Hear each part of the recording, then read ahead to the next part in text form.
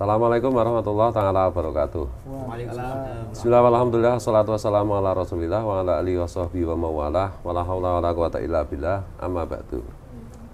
Pernyataan perwakilan pecinta dan dzurriyyat Wali Songo tentang dukungan terhadap Capres-Cawapres Ganjar Mahfud. Bahwa melihat perkembangan politik terkini di mana ada wacana menyatunya kubu 01 dan 03 pada putaran kedua Pilpres 2024, kami memandang bahwa wacana ini akan mencederai pendukung Ganjar Mahfud yang mendukung dengan tulus berdasarkan ideologi kebangsaan. Terutama kami yang pernah bertemu Pak Ganjar beberapa waktu yang lalu. Bagi kami, pendukung 01 sebagian adalah mereka-mereka yang ada masalah dengan ideologi kebangsaan Negara Kesatuan Republik Indonesia. Pendukung 01 pada Pilpres 2019 telah terbukti melaksanakan politik identitas yang membahayakan keutuhan NKRI. Juga menjual agama demi kepentingan politik. Oleh karena itu, jika betul-betul ada upaya penyatuan itu, penyatuan 01 dan 03 pada putaran kedua Pilpres yang akan datang, kami menyatakan meninjau ulang dukungan kami kepada pasangan Capres 03 Ganjar Mahfud. Pleret 15 Januari 2024 atas nama pecinta dan dzurriyyat Wali Songo, saya Gus Fuad Pleret, sahabat saya Ki Haji Imaduddin Osman Al-Bantani, sahabat saya Gus Fakih KRT Wirohadiningrat, sahabat saya Tubagus Mogi Nur Fadil. Mungkin teman-teman ada yang mau menambahkan ini, silakan. Ini pakai ini ya. Yang pertama, politik kekuasaan itu tidak hanya sekedar bagaimana meraih kekuasaan dengan segala cara. Politik kekuasaan harus diiringi dengan sikap kenegarawanan. Kalau hanya sekedar untuk meraih dan membagi-bagi kue manis kekuasaan, maka itu tak ubahnya adalah politiknya para Kurowo, politiknya Sengkuni, politiknya Niccolo Machiavelli. Gus Dur mengatakan, guru bangsa kita mengatakan, di atas politik itu ada kemanusiaan. Dan kemanusiaan dalam manifestasi Negara Kesatuan Republik Indonesia adalah pilar-pilar kebangsaan itu sendiri. Ada ideologi luhur bangsa kita Pancasila, ada konstitusi sebagai perjanjian bersama yang harus kita pertahankan dengan segenap jiwa raga. Ada NKRI harga mati, ini kesepakatan kontrak sosial yang harus kita sepakati bersama bila ingin negara kita tetap jaya dan berdiri dengan kukuh. Ada juga yaitu kebinekaan. Dengan semangat ini maka semua entitas, ras, etnis, agama bisa bersatu di dalam bingkai kemanusiaan dan keadilan yang beradab di bumi Nusantara. Tetapi bila hanya untuk meraih kue kekuasaan, kemudian mengenyampingkan hal-hal yang seperti ini, maka ingatlah, kalian para politikus juga harus menjadi negarawan. Kalian harus memikirkan nasib bangsa ini ke depan. Kalau hanya untuk sekedar berkuasa, kemudian berselingkuh dengan mereka-mereka yang nyata-nyata pernah mendukung ISIS, teroris kelas dunia yang memporak-porandakan Irak dan Suriah, kemudian mendukung khilafah ala Londonia, khilafah sesat yang tidak jelas sanad ilmu maupun keguruannya, itu adalah proksi-proksi Zionis. Kemudian juga bermain-main dengan mereka kaum intoleran, kaum radikalis, maka Anda sedang mengkhianati bangsa ini. Anda sedang meniti menuju jalan kehinaan dalam sejarah bangsa ini. Wahai semua anak cucu Nusantara, terah Wali Songo, Kesultanan, Kerajaan maupun semuanya yang mencintai negeri ini, hati-hati dalam memilih di dalam pilihan presiden yang akan datang. Jangan hanya kemudian hanya dengan janji-janji manis kemudian kalian salah memilih. Ingat bahwa tidak ada yang lebih berat dipertaruhkan selain nilai-nilai ideologi bangsa itu sendiri. Dan nun sewu, saya memang tidak hadir di Jakarta, tetapi saya mendukung semua perjuangan Trah Wali Songo mau merapat kemana. Saya akan kompak, saya akan senafas, sefrekuensi, seperjuangan dengan darah dan nyawa saya untuk mendukung semua keluarga dan saudara saya. Tetapi bila kemudian memutuskan bahwa yang didukung ternyata mau bermain-main dengan kelompok intoleran, kelompok radikalis, kelompok khilafah, dan kelompok teroris, maka dengan ini saya sependapat untuk kemudian kita mengambil sikap. Monggo, Kiai Imad. Monggo. Assalamualaikum warahmatullahi wabarakatuh. Waalaikumsalam. Kami turut hadir di bulan Desember ketika bertemu dengan Pak Ganjar. Dan kami menyayangkan apabila memang ada rencana suatu ketika berkolaborasinya Suara 03 dengan 01. Karena kami datang dengan membawa aspirasi sebagai anak bangsa yang cinta akan negeri ini. Dan kami tidak menolak bila mana ada kerjasama dengan pihak 01 yang di dalamnya ada pihak-pihak yang mengajarkan radikalisme, politik identitas, dan juga merendahkan pribumi dan juga berbagai bangsa, anak bangsa. Maka dari itu kami ingatkan Pak Ganjar untuk tepati janji sebagai pemimpin. Kita waktu itu sudah ada kejanjian secara kita ingin bantu secara zohir maupun batin. Kami ingin seharusnya Bapak merenung untuk menepati janji untuk ke Pleret Yogyakarta, kemudian ke Nyai Watu Conghol. Karena disitulah ada pesan spiritual, moral untuk menyelamatkan anak bangsa. Dan ini demi kemaslahatan bangsa. Tapi bila mana ini dilewatkan, maka tunggulah resikonya. Dan kami siap untuk menyampaikan bahwasanya mempertimbangkan daripada dukungan kami. Sekian. Assalamualaikum warahmatullahi wabarakatuh. Waalaikumsalam warahmatullahi wabarakatuh. Ini sama Kiai Imad. Saya agak nggak enak dikit ini. Ngomong-ngomong tentang Pleret ini, bagi saya itu Pak Ganjar mau ke Pleret mau enggak itu enggak penting sama sekali, enggak. Ya betul. Kalau bagi Gus Fuad ya, kalau bagi saya seorang yang akan menjadi raja di Nusantara ini bukan raja hanya sekedar Mataram.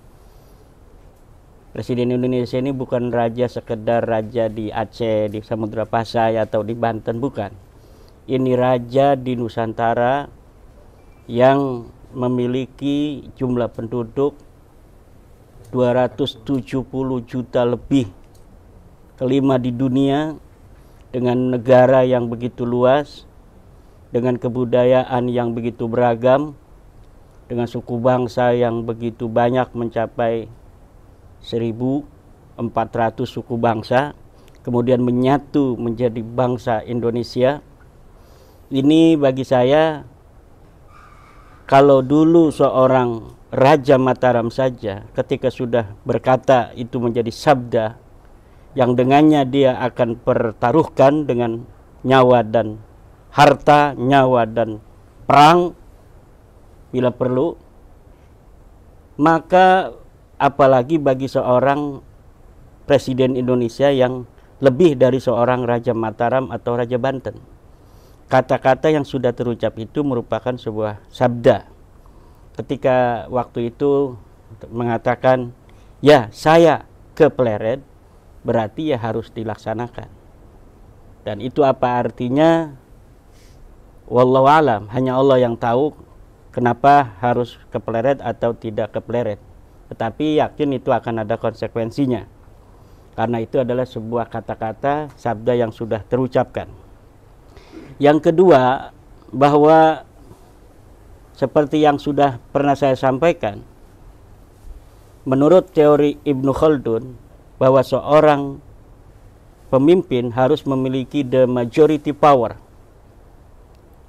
Aswabiyah dalam narasi Ibnu Khaldun, di mana seorang pemimpin ketika mau kepemimpinannya ini dalam keadaan tenang, aman, damai, itu harus memiliki aswabiyah. Aswabiyah itu adalah the majority power, kekuatan mayoritas yang menjadi basis dia di dalam memimpin. Dan bagi saya bahwa the majority power di Indonesia itu adalah 3. Pertama, dia adalah Jawa. 2, dia adalah Islam. Ketiga, dia adalah Nahdlatul Ulama. Dan ini ada di 02 dan 03.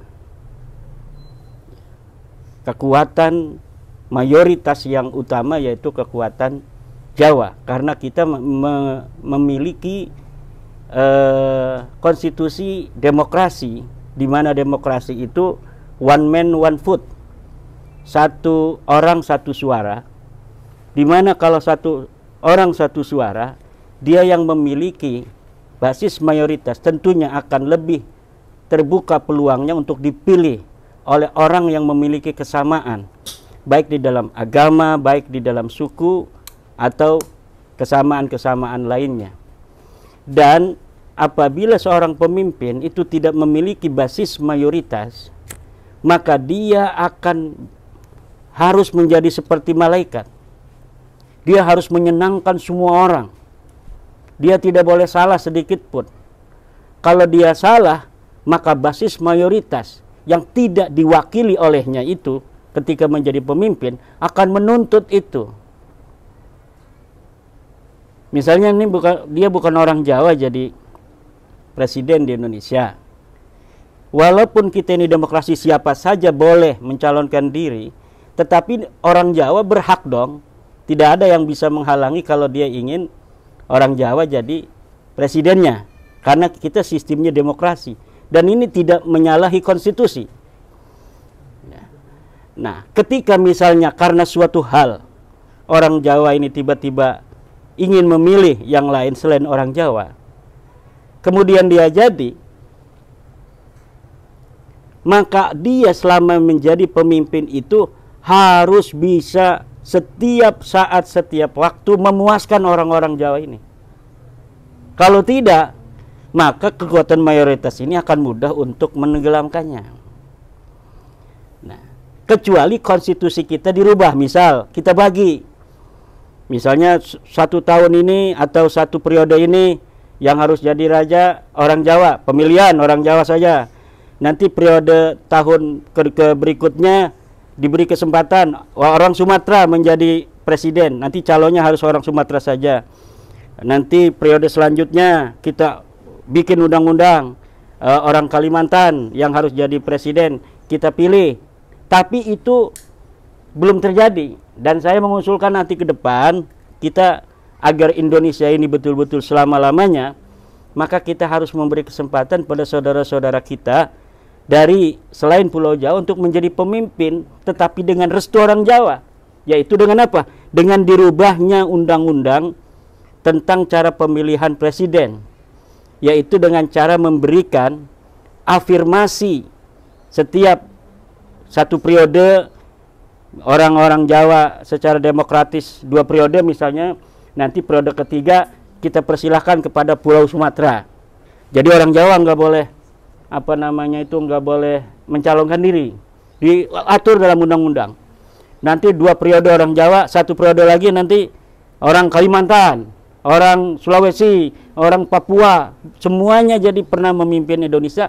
Tetapi karena negara kita sistemnya demokrasi, tentunya harus dengan restu dari mayoritas ini, yaitu dengan konstitusi yang kita bikin. Dan insya Allah kita akan mengarah ke situ.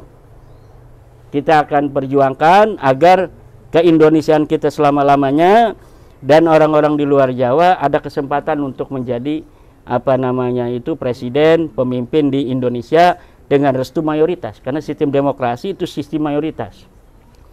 Nah, oleh karena itu, apabila ini hari ini ketika sistem itu belum kita buat sedemikian rupa dalam konstitusi kita, maka tidak boleh tidak, selama itu belum terwujud, Presiden Indonesia harus memiliki the majority power itu.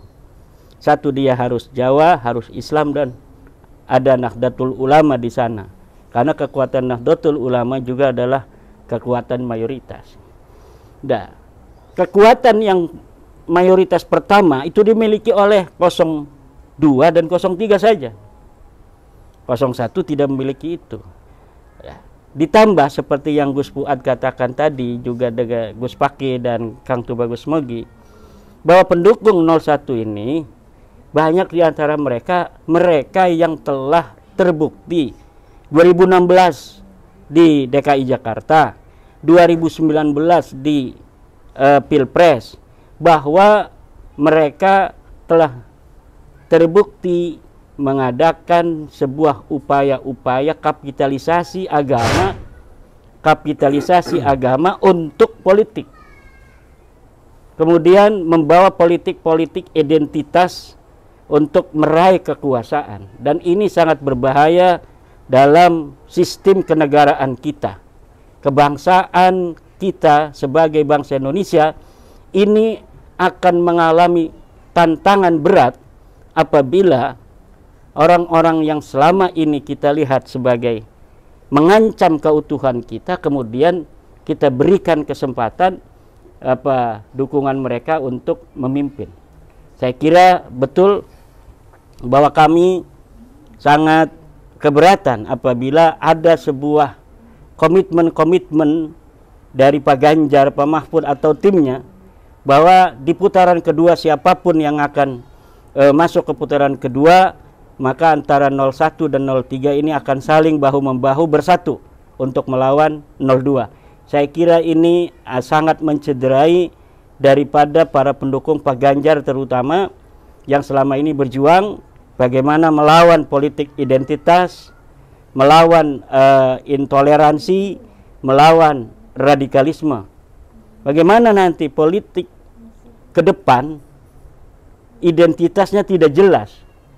Ketika demi kepentingan politik atau karena kekecewaan kalah di putaran pertama, kemudian bersedia untuk menyatu dengan orang-orang yang mempunyai ideologi berbeda dengan kita. Ideologi yang akan mencederai kebangsaan kita dari Sabang sampai Merauke. Kita putra-putra Aceh, putra-putra Sumatera, putra-putra Kalimantan, putra-putra Maluku, Sulawesi, Papua, Nusa Tenggara, Bali, dan Madura, Jawa. Ini sudah bersepakat bahwa negara kita adalah negara kesatuan Republik Indonesia dengan Pancasila menjadi dasar kita dalam berbangsa dan bernegara. Agama Islam adalah agama kita yang harus kita jadikan way of life dalam kehidupan. Tetapi kita telah memilih dalam kebangsaan ini satu, yaitu kita berbangsa Indonesia, bangsa yang satu. Siapapun yang ada di tanah Indonesia adalah saudara kita. Yang mayoritas melindungi yang minoritas. Yang mayoritas dalam apapun, dalam suku, orang Jawa wajib melindungi yang lainnya. Orang Islam wajib melindungi Kristen, Buddha, Hindu, dan yang lainnya. Orang Nahdlatul Ulama wajib melindungi ormas-ormas lainnya yang kecil-kecil. Inilah sistem mayoritas. Jadi sistem mayoritas adalah sistem sebuah kesepakatan bahwa mayoritas itu melindungi. Nah, kalau sistem demokrasi mayoritas itu melindungi, lalu minoritas jadi, dan kemudian mayoritas ini merasa kecewa, ini akan ada sebuah ketidaknyamanan dalam berbangsa dan bernegara, instabilitas politik akan terjadi. Jadi mohon dipertimbangkan kembali adanya wacana menyatunya 01 dan 03 dalam putaran kedua dalam melawan 02. Karena ini sangat berbeda ideologi pendukungnya masing-masing. Tidak bisa nanti Gus Fuad satu panggung dengan Habib Rizik misalnya. Itu kelihatan akan aneh sekali gitu. Bisa berantem. Iya, jadi saya sebagai salah satu bangsa Indonesia juga merasa kecewa apabila hal itu bisa sampai dilaksanakan, dan saya setuju bahwa kita akan meninjau ulang kembali apabila wacana-wacana itu terus bergulir dan nampak diamini oleh Pak Ganjar dan Pak Mahfud sendiri. Demikian. Jadi kata kuncinya kita mendukung Pak Ganjar itu kan dengan ketulusan, dengan hati, demi bangsa dan negara. Nah sekarang kalau Pak Ganjar mau serius jadi presiden ya jaga komitmen itu. Jaga komitmen bahwa kita ini tidak punya apa-apa kecuali niat baik dengan tulus menjaga ideologi bangsa dan negara kita. Kalau udah belok-belok ya kita nggak ikut-ikutan. Jangan sampai ada jenis hewan baru, kadal gurun berkepala banteng. Nah, kadal gurung berkepala banteng, saya nggak mau. Kalau banteng aja, kalau kadal ya kadal aja. Dan saya bukan kadal, kami bukan kadal. Oleh karena itu, ini masih ada kesempatan Pak Ganjar untuk memenangkan kontestasi Pilpres. Kalau memang Pak Ganjar bersungguh-sungguh, Pak Ganjar menjaga komitmen dengan ketulusan hati, bukan semata-mata dengan pakai hitung-hitungan rasional, caranya menang harus begini dan begitu. Enggak. Kita berpolitik itu adalah berpolitik memperjuangkan nilai-nilai, bukan sekedar kalah menang. Kalau kita menanam padi, otomatis pasti ada keong, ada belut, ada yang lain. Tapi kalau kita ada rumput, tapi kalau kita menanam rumput, nggak ada apa-apanya, ya cuma dapat rumput itu. Siapa mencari akhirat, maka dia dapat akhirat dan dunia. Tapi siapa mencari dunia, dia mungkin dapat dunia, tapi akhirat jelas nggak dapat. Dan dalam posisi konstelasi kontestasi Pilpres, kalau Pak Ganjar nggak bersungguh-sungguh, nggak tulus, masih mengharapkan orang memilih dia, padahal kelompok itu nggak akan mungkin milih Pak Ganjar. Pak Ganjar nggak tegas, saya jamin pasti kalah. Saya jamin apa yang dikhawatirkan oleh kiai-kiai khos bahwa Pak Ganjar kalah itu akan terjadi. Jadi kalau cara berpikirnya masih di dalam kota, tidak mau keluar dari kota, masih oh begini dan begitu. Oh ini kelompok Wali Songo ini pro kontra macam-macam, masih kayak gitu. Tidak berpegang pada nilai-nilai, tidak percaya bahwa putra-putri bangsa Nusantara yang bisa memenangkan Pak Ganjar, pasti Pak Ganjar kalah. Saya jamin itu. Ini peringatan keras terakhir dari kami. Setelah itu, kalau kami melihat tidak ada perubahan cara berpikir mindsetnya Pak Ganjar dan tim, ya tunggu aja apa yang terjadi. Tapi kalau Pak Ganjar mendengar suara kami, Pak Ganjar kembali kepada komitmen hati nurani demi bangsa dan negara ini, saya jamin juga Pak Ganjar menang. Wallahu huwal muwaffiq ila aqwamit thoriq. Assalamualaikum. Merdeka! Merdeka! Merdeka! Merdeka! Merdeka!